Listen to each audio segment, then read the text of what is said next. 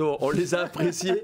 Avec moi sur le plateau ce dimanche soir pour débriefer la 16e journée de Top 14, Loïc Bessière, Tristan Fayard. Bonsoir messieurs. Et bonsoir Vincent. Salut Vincent, salut à tous. Il y a Théophile Harley en régie. Et c'est tout. Personne dans la rédaction.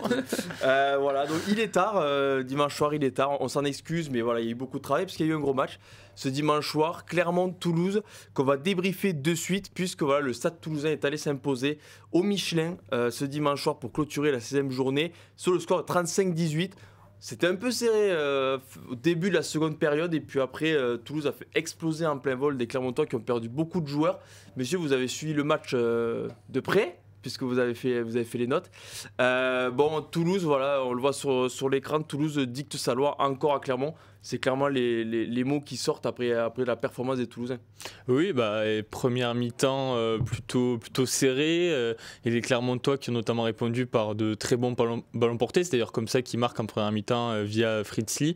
Mais en deuxième mi-temps, ouais, ils ont explosé à un moment comme du popcorn. Bon, ils n'ont pas été aidés, comme tu le disais, par les nombreuses blessures. Réorganisation, il y avait Jono sur une aile, Roda Pileta à l'arrière, Mola qui est rentré, qui est sorti. Enfin, c'était un peu le bazar, donc ça les a évidemment pas aidés. Mais non, on a vu encore ce soir une démonstration de force de Toulouse, malgré une équipe remaniée, mais voilà, même on l'a vu, l'impact des remplaçants quand Flamand est rentré de suite, on l'a vu, Tony Jolon qui a été très bon, donc victoire méritée pour les Toulousains qui regretteront même peut-être de ne pas avoir le bonus offensif, quoi. Donc c'est dire la marge qu'a cette équipe, parce que Clermont avait quasiment toutes ses forces vives. Ouais, et est-ce qu'on peut encore parler de doublon avec Toulouse ?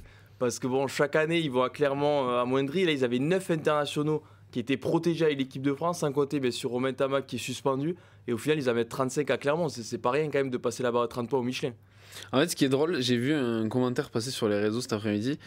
Toulouse n'a pas une équipe 2, mais elle a deux équipes en fait. C'est vraiment ce qui ressort à chaque fois, c'est que cette équipe, malgré sa jeunesse, malgré certains joueurs inexpérimentés, elle sort toujours un match propre, un match abouti. Et le problème surtout pour les adversaires, c'est que cette équipe, quand elle arrivera en phase finale, elle aura des joueurs expérimentés, des joueurs qui auront tenu toute la période de doublon, voire plus. Donc c'est ça qui est assez impressionnant, c'est que elle arrivera en phase finale encore plus près que les autres. Donc je pense que Goumola doit être content de ça. Et pour revenir sur le match en lui-même, il y a eu une période un peu tie-time, et Toulouse maîtrise à peu près toujours son sujet, et tu sens qu'à la moindre étincelle, à la moindre faille, c'est terminé, quoi. Et il faudrait des en avant, des imprécisions, ou quelqu'un qui la joue perso ou quoi. C'est les seules choses qui pourraient faire annihiler une action toulousaine. Mais sinon, c'est beaucoup trop fort en fait. Il y a trop d'actions, il y a trop d'exemples où ça va au bout, ou c'est pas loin d'aller au bout. Les deux essais de Jolon, c'est juste que il est super puissant, donc il arrive à casser ces plaquages-là. Mais c'est souvent au terme d'une action où ils ont trouvé la faille et ils se retrouvent à 5 mètres, ils enchaînent. La défense, forcément, elle est désorganisée, ça va trop vite. Et donc, ça finit par des essais. Mais il y a trop d'écart en fait. Quand tu vois qu'une équipe qu'on appelle doublon surclasse une équipe comme Clermont qui est pleine, qui est complète, c'est que vraiment il y a beaucoup trop de qualité dans l'effectif toulousain. Non mais regarde, je trouve ça assez fou, parce que Christophe Heureux, c'est quand même quelqu'un d'honnête, et ce qu'il a dit avant le match, c'est on estime que l'équipe doublon de Toulouse défend mieux que l'équipe type de Toulouse. C'est quand même assez fou de dire ça. Urios, c'est quelqu'un d'honnête, donc je pense qu'il dit ça, c'est qu'il ne cherche pas à faire de l'intox. Ce sont l'intox avec le Stade Toulousain, ça sert à rien.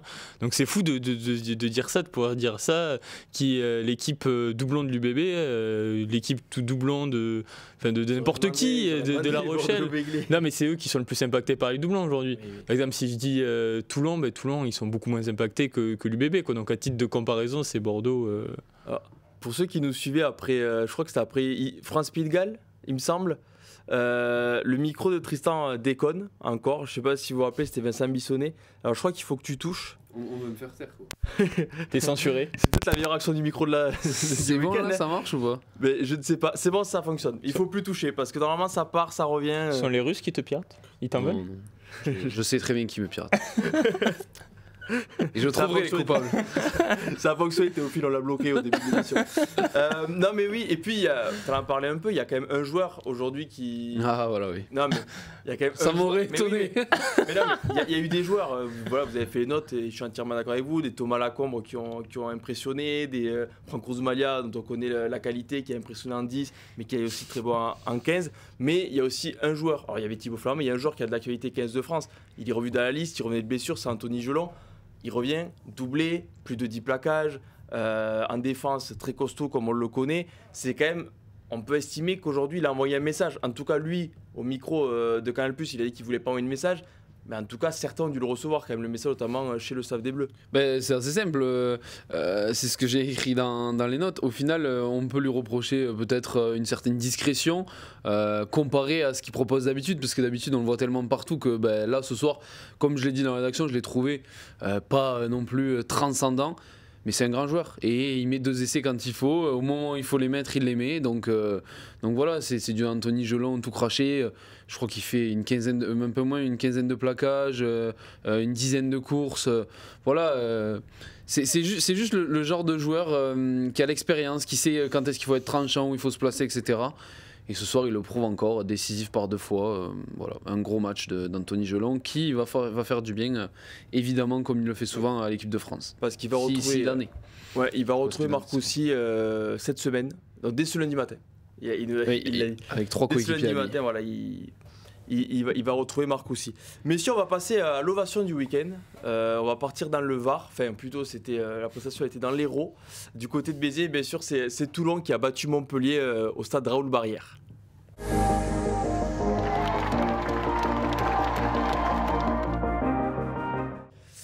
Car oui, voilà, les Toulonnais sont allés s'imposer, alors on va dire à Montpellier, puisque Montpellier recevait, mais ce match se jouait à Béziers, puisque la pelouse du GGL Stadium n'est pas praticable. En tout cas, les Toulonnais, eux, n'ont pas regardé le stade dans lequel ils jouaient. Ils ont pris les 4 points de la victoire, 38-30, donc gros match, déjà beaucoup de points. Et puis des Toulonnais qui s'immiscent dans la bataille pour les 2 premières places. On pensait que Toulouse et l'UBB allaient tranquillement finir dans les 2 premiers, qu'on allait juste savoir l'ordre dans la dernière journée, ou peut-être un peu avant. Mais au final, Toulon, aujourd'hui, est à égalité avec l'UBB, avec une nouvelle prestation, il faut le dire, qui impressionne, parce que Montpellier était quand même une des équipes en forme ces derniers temps du top 14. Aller gagner à Béziers, certes, mais aller gagner de cette matière-là en maîtrisant la rencontre contre le MHR, c'est pas rien pour les Toulonnais. Oui, très bonne performance de Toulon, un match qui était quand même assez accroché et les joueurs avaient visiblement des choses à se dire, notamment ça m'a beaucoup fait rire, j'avoue, au stade. Première mi-temps, je ne sais pas si vous voyez cette action, au moment ça s'accroche et tous les joueurs se plongeaient dessus. Ça m'a beaucoup fait rire. Bon. Mais oui, Toulon, pour être sérieux, très gros match. Ils ont surtout fait preuve pour moi de pas mal de réalisme en profitant des nombreuses erreurs de Montpellier, notamment sur les renvois. Parce que dès que Montpellier marquait des points derrière, ils se trouvaient sur les renvois. Pourtant, ils avaient Florent Verhaeghe qui est très grand, qui a été très bon en touche, mais par contre, sur les renvois, chaque fois, ça lui passait à côté. Donc, effectivement, comme tu disais, c'était à domicile, mais pas à domicile. Il paraît que les joueurs de Montpellier ont des repères justement dans le stade sur les renvois, etc. Là, en tout cas, ça s'est vu qu'ils ont manqué de repères et ça a profité aux Toulonnais qui ont quand même été très bons. Gabin Vignard notamment sur l'essai. Je suis désolé Tristan, je vais te la vedette sur Baptiste Serin. Mais hier, Baptiste Serin, il a encore été incroyable, toujours le bon coup de pied quand il faut. Il va traîner dans le ruck quand il faut pour ralentir la balle sans être pénalisé.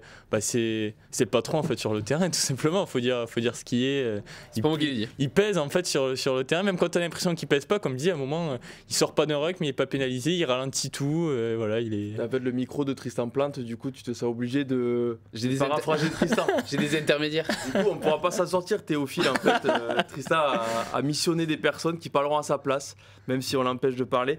Alors oui, il y a Baptiste Serin, mais il y a une belle statistique aussi qu'on a trouvée sur Jérémy Sazel, que tu as trouvé, Tristan. Alors c'est pas moi qui l'ai trouvé, c'était au micro de... je sais plus qui c'est qui commentait le match de Canal. Philippe Groussard et Marie Alicia.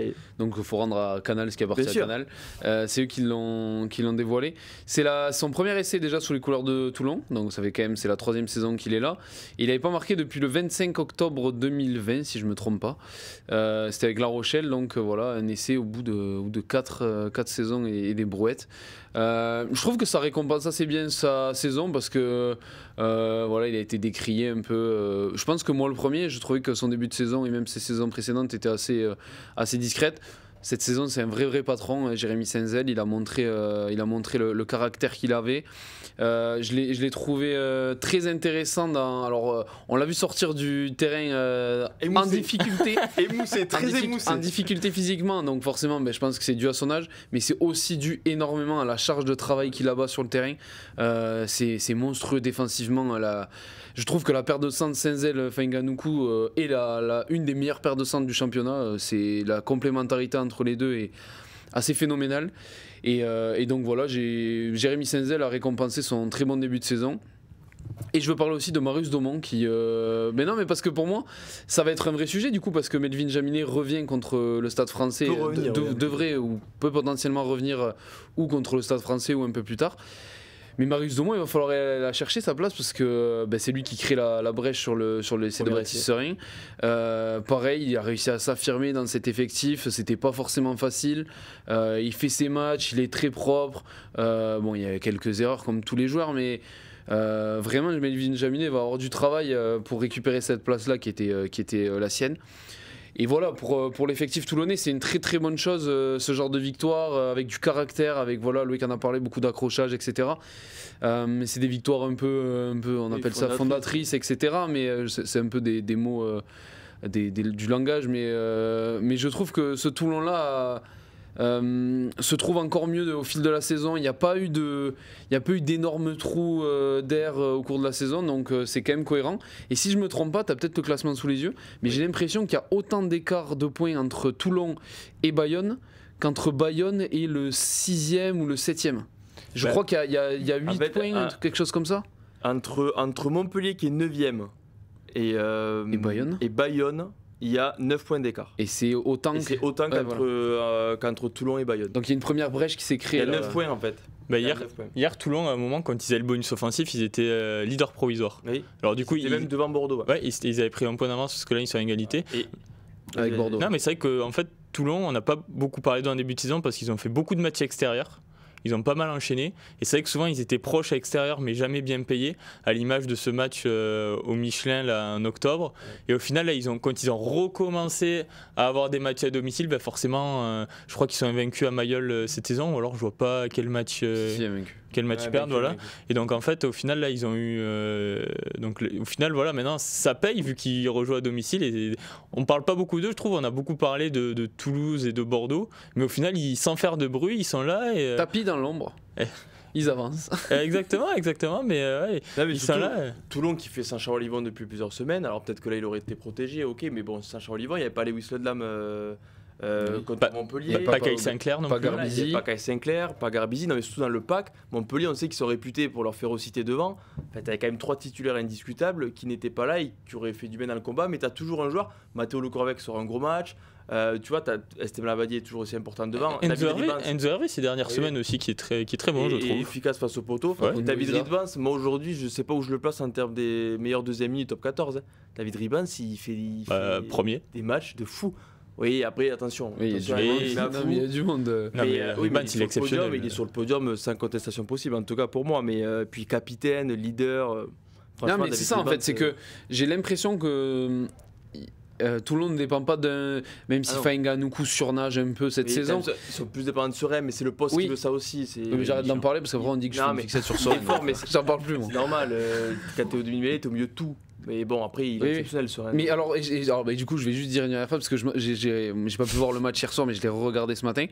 Et je trouve que, comparé aux autres années, et je trouve que c'est là qu'il a vachement progressé, c'est qu'il arrive un peu à s'effacer. On le voit pas à H24, etc. Et j'ai une séquence en tête où il anime bien sans trop de gris-gris, etc. Il a vachement trié avant, il jouait beaucoup, il surjouait parfois. Et là, je trouve que cette saison, il arrive à moins le faire et ça met de la clarté, de la propreté dans son jeu. Donc je trouve c'est peut-être probablement sa meilleure saison. Il fait plus de passes comme ça. C'est vrai. en plein milieu d'un barrage. On va faire la capture d'écran de cette image et on le mettra sur off-talk contexte midi olympique. Parce que là, faut l'expliquer ça là. Si t'es pas devant l'écran, parce que je rappelle qu'on peut être écouté en podcast. Alors là, je suis désolé, avec le son, c'est très difficile. Est-ce que je suis la version podcast? Explique-le. La version podcast, c'est j'ai mes deux mains à droite avec le ballon et je fais passer hop derrière mon épaule gauche. Et il y a un rocher qui passe et qui intercepte. Voilà, donc je suis désolé pour ceux qui nous écoutent en podcast. Est-ce que tu veux un autre out of context? Vas-y. En 2020, le Midi Olympique annonçait Mahanonou et Dan Bigard à Béziers. Et hier soir, ils y étaient. Dan Bigard a passé un drop. Mahanonou fait une semaine de stage avec le staff du RCT. Donc il était au match, je l'ai croisé dans les couloirs hier soir au stade. Et d'ailleurs, si on peut continuer sur la SBH, il y a Cornelia aussi qui devrait arriver dans quelques semaines, mais avec le maillot de Brive, alors qu'il était annoncé il y a 2020. Il est marqué, c'est signé dans le Midi Olympique. Bon. Comme quoi, tout arrive un jour. Il faut juste patienter un peu. Exactement. Voilà, tu les auras tous eus. Bon, mais messieurs, sur ces beaux sourires, on va passer au Racing 92. Ah là, au moins, là, il y a beaucoup moins de sourires. Tomber les sourires. Ils les signent vraiment, mais vaut mieux peut-être pas les avoir. Mais bon, on en parle tout de suite.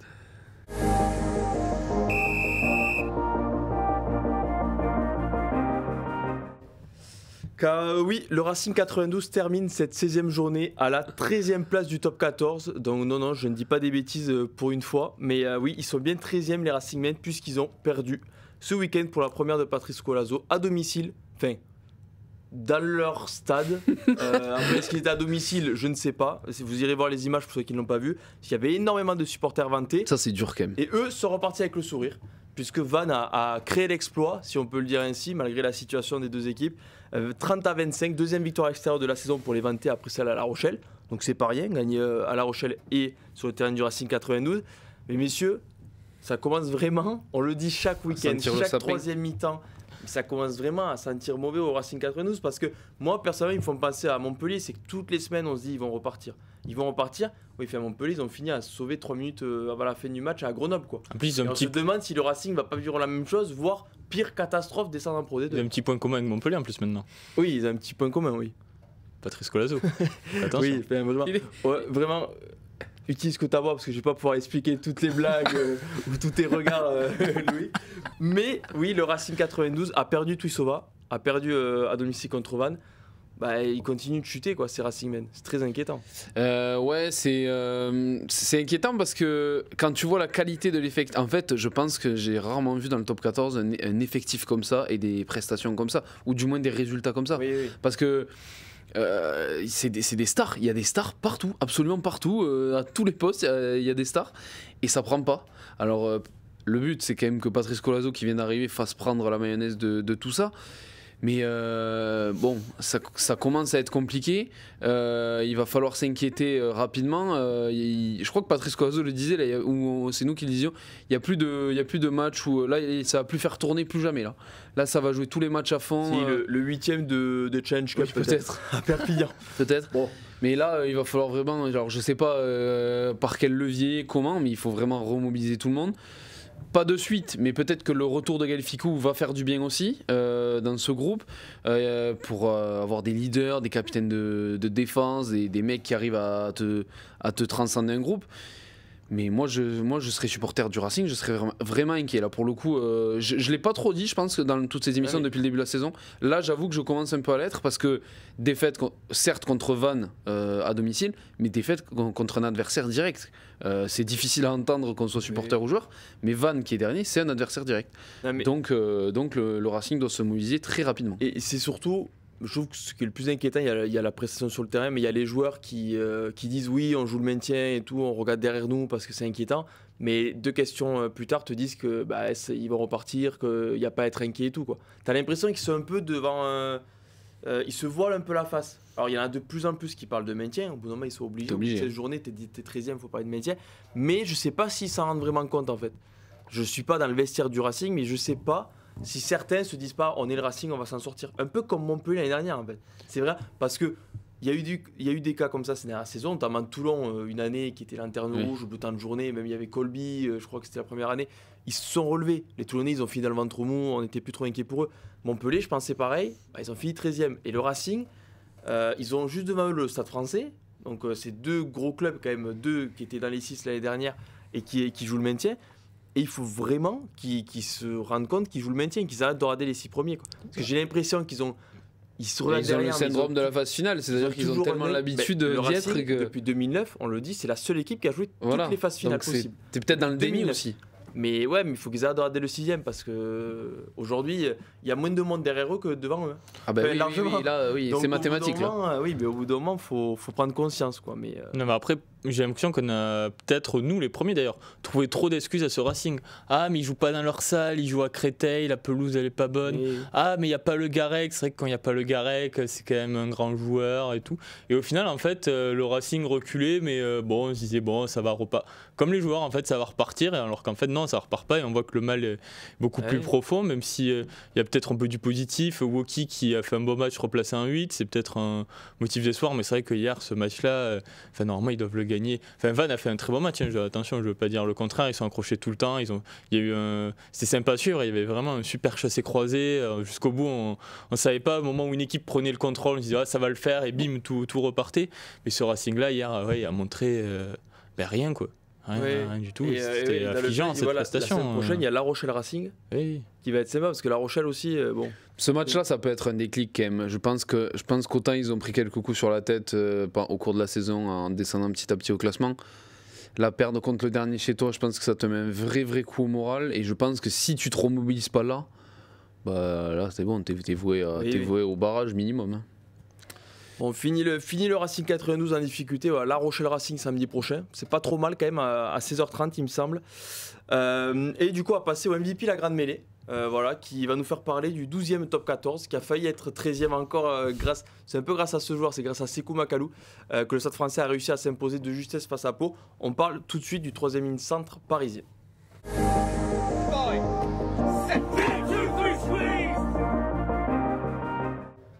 Voilà, parce que Sékou Makalou a, on peut dire, voilà, sauvé le Stade Français contre Pau, notamment avec son doublé. Et c'est vrai que c'est un joueur qu'on aime bien, surtout quand il est à 100% et qu'il est à ce niveau-là, parce qu'il a peu d'équivalent en top 14 à son poste. Mais voilà, Makalou, il a vécu des derniers mois compliqués. On se rappelle notamment de son geste contre les Saracens à Champions Cup, où il est exclu pour une manchette un peu incompréhensible et qui coûte très cher au Stade Français. Mais pour le coup, face à Pau, Louis, il a vraiment sauvé les Parisiens et c'est aussi ce qu'on demande à ce joueur qui est sûrement, en termes de talent pur, le meilleur dans l'effectif rose. Quoi. Ah oui, il a fait un match qu'on attendait depuis longtemps de lui. J'ai l'impression, on en parlait tout à l'heure dans la rédaction, que depuis la Coupe du Monde, il se faisait beaucoup plus discret, alors que là, hier, il a fait un match comme on le connaît, avec des courses tranchantes où il fait parler et sa puissance et sa vitesse. Ça a fait vachement de bien à un Stade Français dont il est un des leaders et dont c'est à lui aussi d'amener les autres dans son sillage. Et c'est vrai que hier, le Stade Français a encore été plombé, comme depuis le début de la saison, d'ailleurs, par des erreurs. Là, j'ai une image, c'était Sepala ou Brad Weber. Je sais pas, fait n'importe quoi, la retombée d'un ballon, ce qui rappelait un peu Louis Carbonel contre Bordeaux il y a quelques semaines. C'est un peu la même chose au final. Donc oui, le Stade Français est loin d'être guéri à l'image de ses erreurs.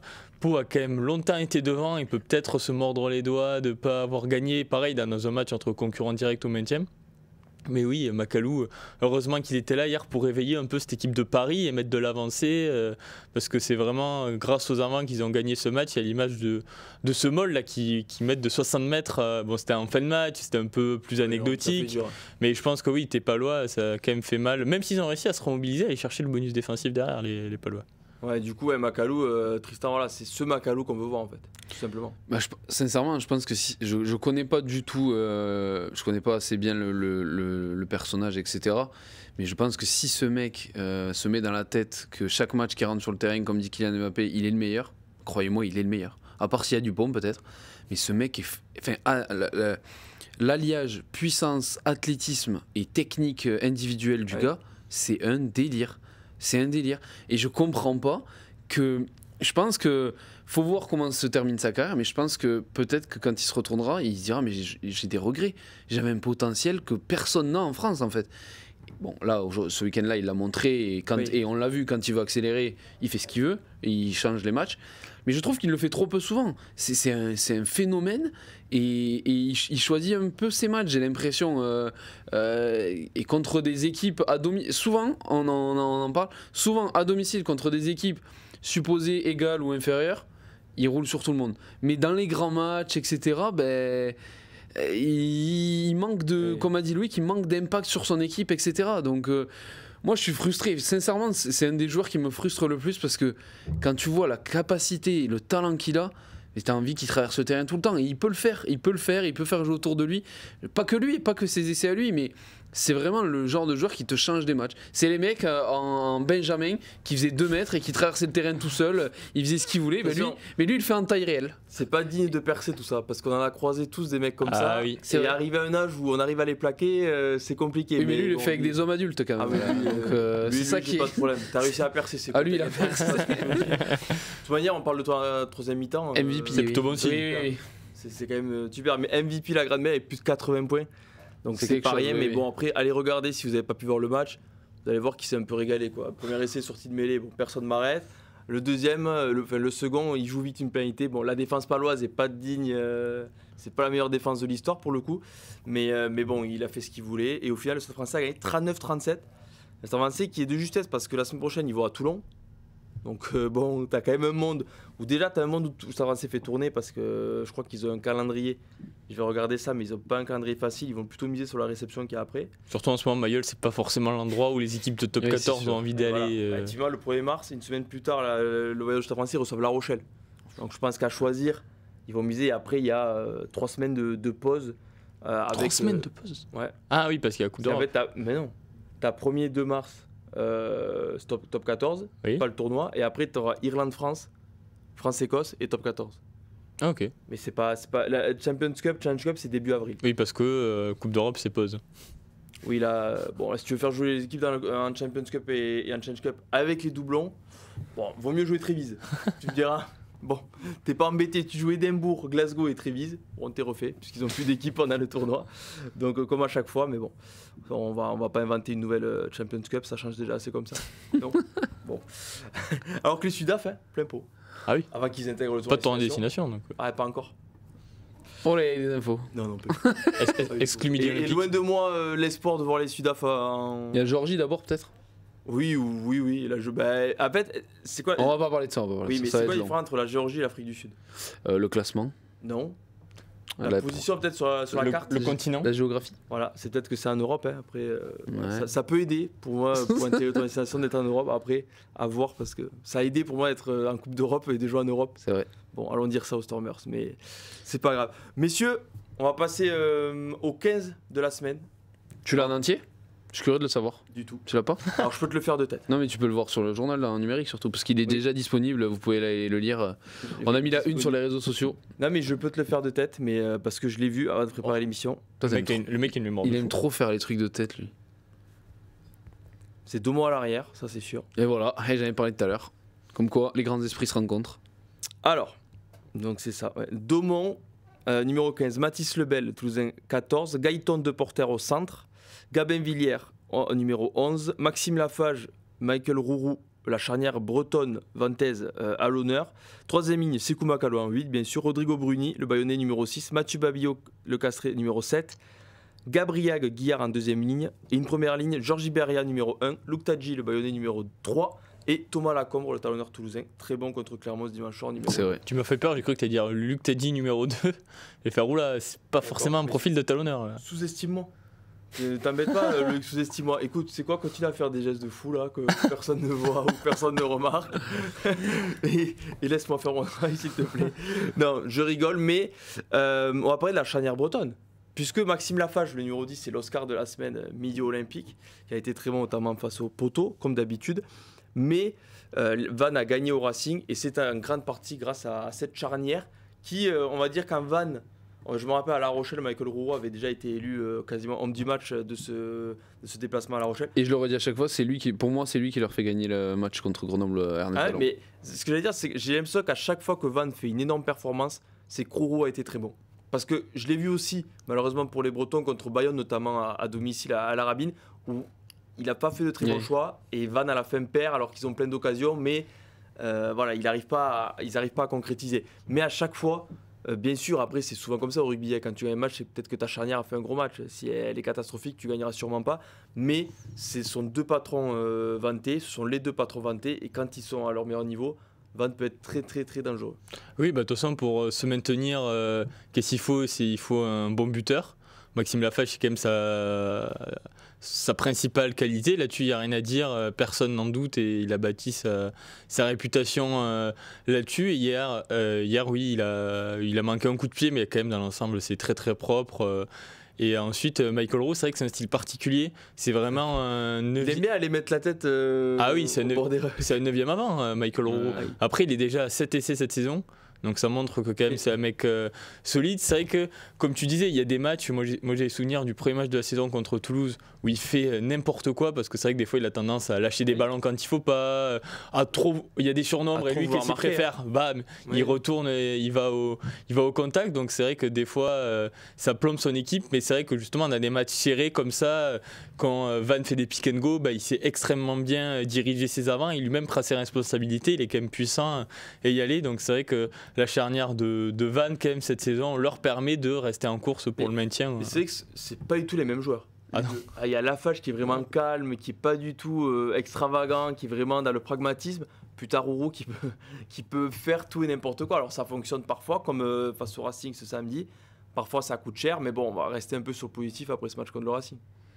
Oui, non, mais je sais pas trop. Ça, il me regarde. Non, mais je sais pas trop quoi rajouter. Je suis complètement d'accord avec. Je suis d'accord avec Loïc. Roux, c'est vraiment un joueur d'expérience. Et pour moi, Laffage, je pense que si Vannes descend, il y a beaucoup de clubs de top 14 qui devraient se mettre sur lui. Je pense que tant qu'il y a beaucoup d'infos, je sais pas si tu as une info sur Laffage, mais pour le coup, c'est vraiment un 10 top 14 compatible. Il est très bon buteur, très bon gestionnaire. Et comme tu dis, c'est l'eau et le feu. Et souvent, on sait que ça marche bien, ces charnières-là. On le voit avec Bordeaux notamment, on le voit avec Toulouse. Voilà, c'est des charnières qui marchent bien avec le Toulon aussi.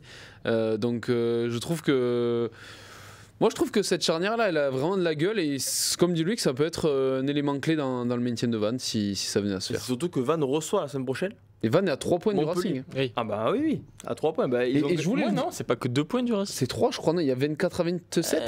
C'est 2, non? Non, 24-27. Ouais. Stade Français 28. Je connais mon classement, Loïc Bessière. Putain, c'est beau, bravo. Je m'incline, mais à coup pas. Bon, ce sera pas facile, bien sûr, contre Montpellier, mais reçoit Montpellier, le Stade Français et le Racing se déplacent à Toulon et à La Rochelle. C'est pas non plus les deux terrains les plus faciles à conquérir. Donc il y a un monde où Vannes sort de la zone rouge, puisque je rappelle aussi, pour ceux qui n'ont pas remarqué, mais avec la victoire de Vannes contre le Stade Français à la Rabine, si Vannes et le Stade Français sont à égalité, c'est Vannes qui est devant. Parce qu'ils ont perdu les Vantais de 2 points à Paris, ils ont gagné de 5 points chez eux contre Paris. Donc 4 points, si Stade Français prend 0, ils vont passer devant le Stade Français. Donc en tout cas, s'ils gagnent et que Stade Français perd à 0 points, ils quitteront la 14e place qui est définitivement... Voilà. Non, mais de toute façon, là, après cette victoire, je vais peut-être paraître sévère, mais s'ils veulent se maintenir, c'est ce genre de match contre Montpellier, qui certes est une bonne équipe, qui était plutôt en forme, mais qui reste quand même une équipe qui pour l'instant est classée dans le ventre mou. Il faut gagner. Non, oui, mais à un moment, il faut gagner. Ils ont déjà... Ça, je crois. Oui, mais tu vois, ils ont quand même laissé certains points en route, et on avait dit d'ailleurs, nous les premiers dans cette émission, notamment après la défaite contre le Racing à la maison, où ils peuvent se mordre les doigts, contre Bordeaux, ils peuvent se mordre. Bayonne, mais Bordeaux aussi. T'as vu l'avance qu'ils avaient contre Bordeaux? Certes, Bordeaux c'est une belle équipe, mais ils avaient, à un moment, ils ont déjà grillé quelques cartouches. Là, ils reviennent, parce qu'au moins ils avaient 8 points de retard. Là, ils reviennent. Faut qu'ils gardent et qu'ils mettent cette pression encore sur le Racing et le Stade Français, qui sont plus que jamais en crise. Pau est pas très très loin non plus. Attention à la section s'il y a quelques revers. Donc c'est le moment en fait où ils peuvent basculer, ressortir de la zone de relégation et vraiment mettre la pression sur les autres. Que, si on regarde le classement actuel top 14, Montpellier 9e, Perpignan 10e, Pau 11e, Stade Français 12e. Le 9e, 10e, 11e va aller à Vannes. Parce que Vannes va recevoir Perpi, va recevoir Montpellier ce week-end et recevra Pau plus tard. Donc vraiment, les Vantais, au final, ils peuvent vraiment engranger les points contre ces équipes-là.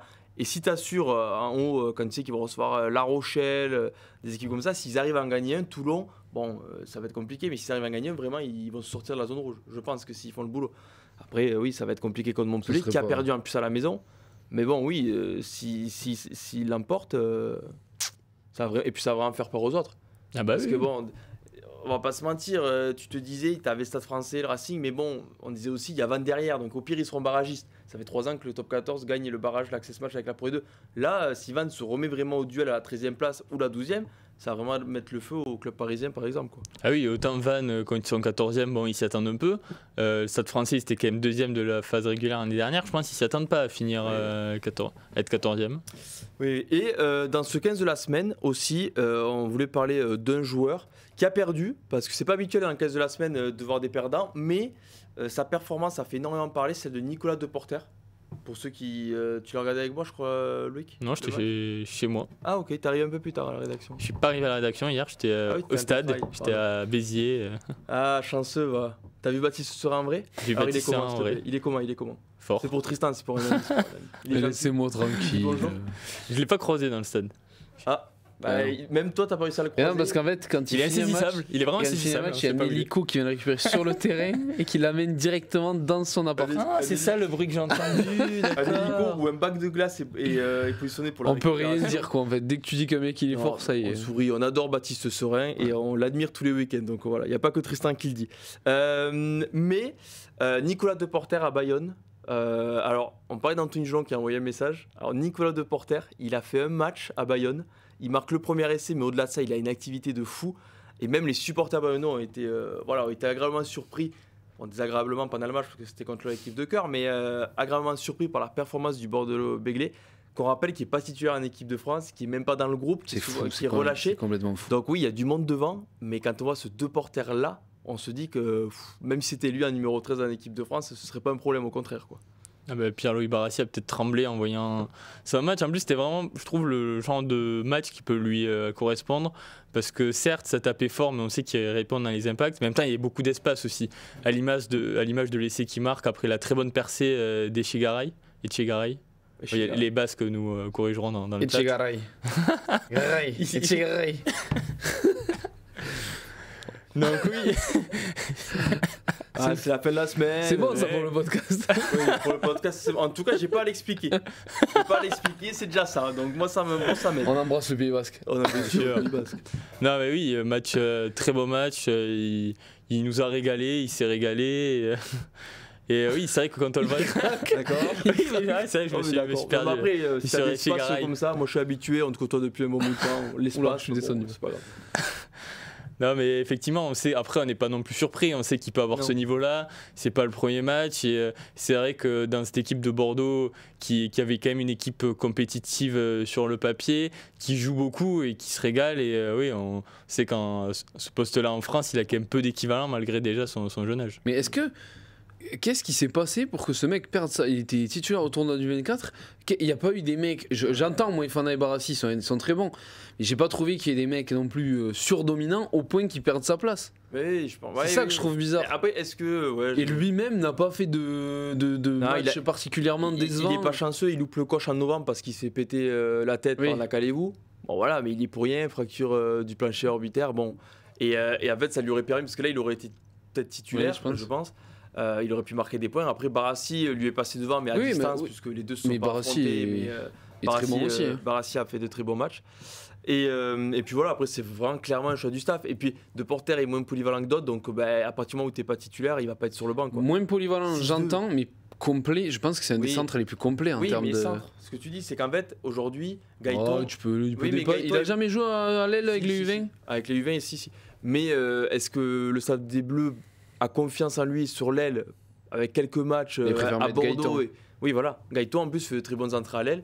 C'est ça qui lui coûte, c'est que tu as un banc en 6-2. Donc à partir de là. Oui. Bon, après, là où c'est pas logique peut-être du staff, c'est que c'est une information midi olympique, mais apparemment, Ficou pourrait revenir sur le banc contre l'Italie. Ficou, c'est pas non plus l'ailier du siècle. Non. C'est un très bon joueur, il a déjà joué à l'aile.